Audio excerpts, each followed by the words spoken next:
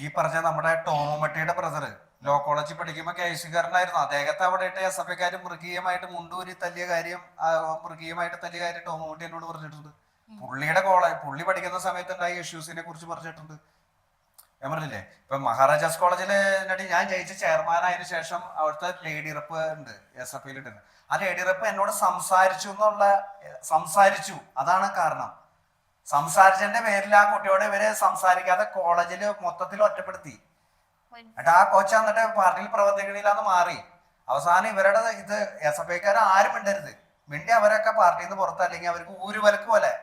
അവസാനം ആ കൊച്ചെ K S യുവിന് അനുകൂലമായിട്ട് നിന്ന് കഴിഞ്ഞപ്പോ എന്താ പറയുക, അവൾക്ക് 5-6 തന്തയുണ്ട്, അവള് വേശ്യാണെന്ന് പറഞ്ഞ് എല്ലാ ക്ലാസ്സിലും ക്യാമ്പയിൻ ചെയ്തവര് ഇവരാണ്. സ്വാതന്ത്ര്യ സമത്വം, സ്ത്രീകളെ കുറിച്ചും പൊളിറ്റിക്കൽ കറക്റ്റ്നെസിനെ കുറിച്ചും ക്ലാസ് എടുത്തുകൊണ്ട് നടക്കണേ. ഇതേപോലെ വേറൊരു പയ്യൻ ഹോസ്റ്റലിൽ താമസിച്ച ഒരു പയ്യൻ നിസ്കരിച്ചുകൊണ്ടിരിക്കുമ്പോൾ മൂത്രമൊഴിച്ചിട്ടുണ്ട് അവര്. അവൻ കെ എസ് യുക്കാരനായതുകൊണ്ട് അവൻ എന്നിട്ട് ഹോസ്റ്റലിൽ മാറിപ്പോയിട്ടുണ്ട്. ഇങ്ങനെ എത്ര ഇഷ്യൂസ് ഉണ്ട് മഹാരാജ് കോളേജിൽ നടന്നത്. വേറെ ഒരുത്തിന് ചാപ്പ കുത്തിയിട്ടുണ്ട്, മൂത്രം കുടിപ്പിച്ചിട്ടുണ്ട്. അതായത് വേറെ ഇവരൊക്കെ താല്പര്യമില്ലാത്ത വേറെ ഓപ്പോസിഷൻ പാർട്ടിയില് പ്രവർത്തിക്കുന്നവരെ മൃഗീയമായിട്ട് തല്ലിച്ചതയ്ക്കുക അല്ലെങ്കിൽ ക്രൂരമായി പീഡിപ്പിക്കുക ചെയ്യുന്ന ADSO എന്ന് പറഞ്ഞൊരു സംഘടന ഉണ്ട്. ആ സംഘടനയിൽപ്പെട്ട വനിതകളായ പ്രവർത്തകരെ ഇവര് ചൂലിന് സെൻട്രൽ സെക്രട്ടറിയിട്ട് ഓടിച്ചിട്ട് അടിച്ചിട്ടുണ്ട്.